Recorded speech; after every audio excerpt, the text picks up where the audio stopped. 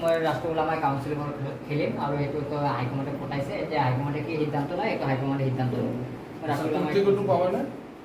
এইটো যদি হাইকমাণ্ডে সিদ্ধান্ত যদি হাইকমাণ্ডে যদি বিবেচনা কৰি যদি মোক দিয়ে নিশ্চয় আমি পাম, আৰু যদি নিদিয়ে তাৰ ক'বলগীয়া একো নাই। আশা 100% আছে। চুবুৰীয়ে টিকেট পালেও ইলেকশ্যন খেলিব, নাপালেও ইলেকশ্যন খেলিব। এই কথাটো সঁচা।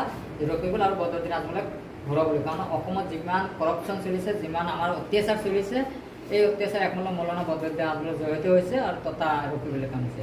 আজি ৰকিবুল চাহাব যেনেকৈ আমাৰ ধুবুৰী ইনচাৰ্জ মিনিষ্টাৰ যেতিয়া আছিলে, আমাৰ ধুবুৰীৰ কাৰণে কোনটো কাম কৰিছে আপোনালোকে এটা কাম দেখুৱাই দিব।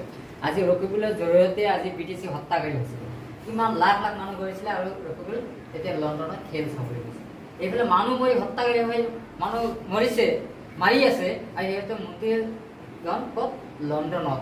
আৰু এতিয়া ধুনীয়াকৈ কথা পাতি আছে, আজমলে এইটো কৰিছে এইটো কৰিছে। আৰু শুনক, আপোনালোকে কি কৰিছিলে? আপোনালোকে ইনচাৰ্জ মিনিষ্টাৰ আছিলে, আপোনালোকে কিয় মাটিৰ পট্টা দিয়া নাছিলে? আপোনালোকে কিয় বহিৰাগত বনাইছিলে? এই কথাটো উত্তৰ ৰকিবুলে দিয়ক। ধুবুৰীত কি কাম কৰিছিলে? আজি BTC ইমান হত্যাকাৰী হৈছিলে, আপুনি ক'ত আছিলে? লণ্ডন কিয় হয়? লণ্ডনত আপোনালোকে কি কাৰণে আছিলে তাত? এই কথাটো ৰকিবুলে উত্থাপন ৰাইজে আমাক কৰিব লাগে। ৰকিবুল কি কৰিছে? আজি একো কাৰণে উচ্ছেদ কৰিছে। আপোনালোকে ধুনীয়া কথা ক'ব, ভোট ল'ব, নিজৰ মুনাফা ইনকামৰ কাৰণে হৈছে, বাকীতো কোনো কাৰণে।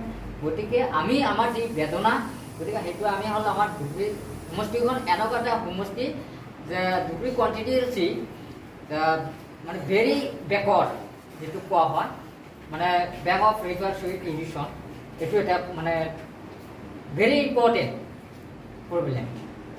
এইটোৱে মেইন। মানে সেই মাত মাতা কোনোলৈকে আজি মৌলানা বদৰুদ্দিন আজমল হওক বা আগত গৈছে, আজিলৈকে আমাৰ ধুবুৰীৰ কথা উত্থাপন কৰা যে এই গড়কানীয়া সমস্যাটো সমাধান কৰিব লাগে, বা নদী ভংগ মানুহক বা উচ্ছেদ মানুহক এই সমাধানটো কৰিবলৈ। আপুনি ধুবুৰী পৰ্যন্ত খেলি কিনে জয় হ'ব পাৰে, আপুনি কি কৰিব? মোৰ মূল কামটো হৈছে, আপোনালোকে জানে মই আগৰ পৰাই কৈছোঁ, দুখীয়া নাইকিয়া কৰি দিম, এই কথাটো মই স্পষ্টভাৱে কৈছোঁ।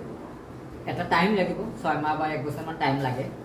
আৰু মোৰ যিটো প্ৰতিশ্ৰুতি, মোৰ কামটো হৈছে, মই ধুবুৰীত বহুত ধৰণৰ কাম কাজ আছে। আমাৰ যেনেকুৱা গড়খনীয়া যিটো আছে, সেইটো আমি প্ৰডাকশ্যন দিব লাগে, কাৰণ মাথাগুৰি বহুত বান্ধিব লাগে, বহুত হাহাকাৰ লাগিছে।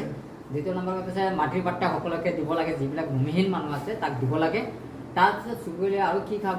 উন্নয়নমূলক কাম হাতত ল'ব চুবুৰীয়ে। যিমান দুখীয়া মানুহ নহয়, আমাৰ সমষ্টি ধুবুৰী কনষ্টিটিউৱেঞ্চিৰ ভিতৰতে যিমান মানুহ আছে সকলোকে বিদ্যুৎ ফ্ৰী পাব। তাৰপিছত আপোনালোকে ৰন্ধন গেছ যিটো আছে, ৰন্ধন গেছ যিটো আমি 50% ডিছকাউণ্টত আমি কৰাই দিম।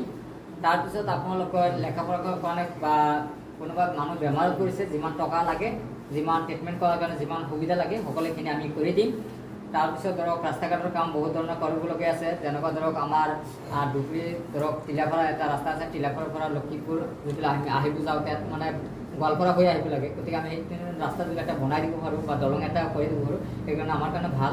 আৰু এটা আছে য'ত আমাৰ বেংগলৰ যেটা নেকি হালাপুৰা টু তামাহাট বুলি যিটো দলং কোৱা হয়, সেইটো এটা কৰাৰ কাৰণে আমি সিদ্ধান্ত লৈছোঁ। আৰু ধৰক আমাৰ বিশ্ববিদ্যালয়, আমাৰ ইউনিভাৰ্চিটি জলস্বৰো বনাব লাগে এটা, তাৰপিছত মানকেশ্বৰো এটা বনাব লাগে। এইখিনি কাম কৰিবলগীয়া আছে বহুত। গতিকে সেইখিনি কাম আমি কিবা সাম্প্ৰদায়িক ৰাজনীতি কৰেনে? নিশ্চয় আপোনালোকে সাম্প্ৰদায়িক নহয়, ইলেকশ্যন আহিলেতো সাম্প্ৰদায়িক কথা কৈ থাকে যে আমাৰ সেইদিনা এটা কথা কৈছে যে আমাৰ যিসকল নামাজ নপঢ়ে সেইসকলৰ ভোট আমাক নালাগে। আমিতো সদায় নামাজ পঢ়িব নোৱাৰোঁ। কথাটো আমাৰ নিচিনা মানুহটো সকলোৱে আছে, সকলোৱেতো সদায় পঢ়িব নোৱাৰে নহয়। এতিয়া সেইসকলে কৈছে ভোট নালাগে, তেনেহ'লে তুমি নামাজ পঢ়া, তুমি ভোট আহিব কি লাগে? তোমাৰ যদি আমাৰ লগত যদি ভোট নালাগে, এটা এটা মানে হিন্দু মুছলমান এটা কাজিয়া বিভাজন, তাৰমানে নামাজ পঢ়ে কোন হয়? মুছলমান পঢ়ে। সেইটো কৈছে যে হিন্দু মানুহৰ ভোট নালাগে, এই কথাটো স্পষ্টভাৱে প্ৰমাণ কৰি দিছে মৌলানা এতিয়া। গতিকে এটা সাম্প্ৰদায়িক মন্তব্য কৰি থাকে, এই কথাটো আপুনি বিৰুদ্ধে কৈছোঁ। আৰু চুবুৰী একাই কাপি আছে। Thank U.